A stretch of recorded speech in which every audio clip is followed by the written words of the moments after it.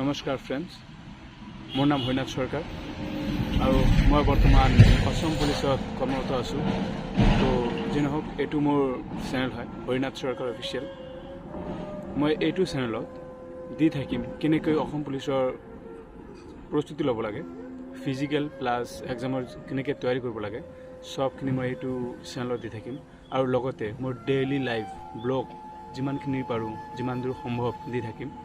আৰু এইটো ভিডিঅ'ত লাষ্টলৈকে চাই থাকিব মোৰ গাঁও আমি কেনেকুৱা গাঁৱলীয়া জীৱন যাপন কৰোঁ আৰু কেনেকুৱা ঠাইত মোৰ ঘৰ ঠিক আছে, আৰু ক'ত ৰানিং কৰিছিলোঁ সেইবিলাক গোটেইখিনি এটা শ্বৰ্ট ভিডিঅ'ত দেখুৱাই দিম। অ'কে, ভিডিঅ'টো লাষ্টলৈকে চাই থাকিব। আৰু এয়া মোৰ প্ৰথম ব্লগ, এনেকুৱা প্ৰথম ব্লগ, দয়া কৰি মোক ছাপোৰ্ট কৰিব। এয়া হয় আমাৰ শুৱনি ঘৰখনলৈ বহুত মনত পৰে। যিয়ে হওক, এয়া আমাৰ ঘৰত যোৱাৰ ৰাস্তাটো। এই ৰাস্তাৰে আমি ঘৰত আমাৰ বাৰীৰ ভিতৰত সোমাওঁ। যি নহওক, এয়া ঘৰৰ সন্মুখতে থকা পথাৰ, আৰু এই ৰাস্তাৰে আমি নদীত যাব পাৰোঁ, গংগাধৰ নদী। আৰু এইটো যি হয়, এইটো আমাৰ গাঁৱৰ শুৱনি পথাৰ, য'ত নেকি সকলো ধৰণৰ খেতি বাতি কৰা হয়।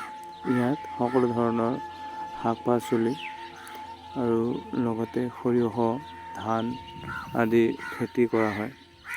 এয়া আলু, আগফালে থকা ধান, এয়া ধান পকিছে, পুৰা পথাৰ হালধীয়া। আৰু এয়া হয় আমাৰ ঘৰৰ বা আমাৰ বাৰীৰ পিছফাল। এয়া যি নহওক, এয়া মূলা, লাও শাক আৰু বন্ধাকবি, এয়া হয় ফুলকবি, আৰু পিছতে বেঙেনা, আৰু ইয়াৰ পিছত ধান। এয়া ধান পুৰা পকি গৈছে।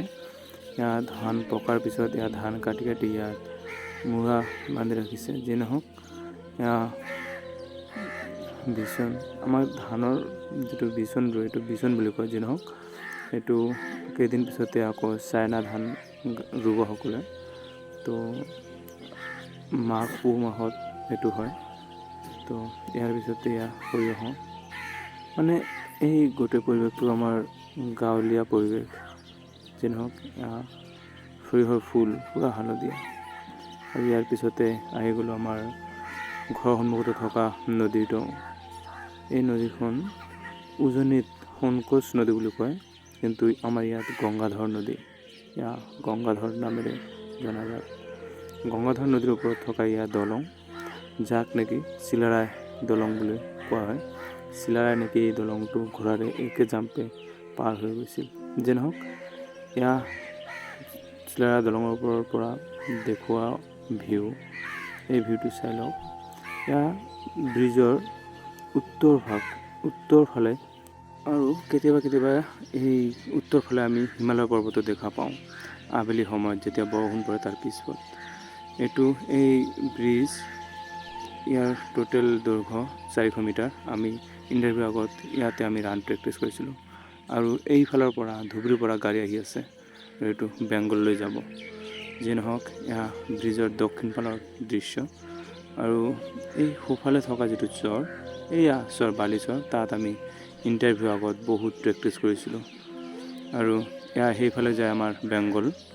যি নহওক, এয়া ফিল্ড, এইটো চিলাৰায় মেলা ময়দান। ইয়াত সকলো ধৰণৰ মেলা উদযাপন কৰা হয় ইয়াত। আৰু এই ফিল্ডতে আমি বহুত ৰান কৰিছিলোঁ, প্ৰেক্টিছ কৰিছিলোঁ। ইয়াত জাম্প প্ৰেক্টিছ কৰিছোঁ। আৰু এই যে গংগাধৰ নদীৰ সেই পাৰে থকা চৰতো আমি ৰান প্ৰেক্টিছ কৰিছিলোঁ। আৰু লাষ্টত এয়া মই আমাৰ গাঁওখনলৈ বহুত মনত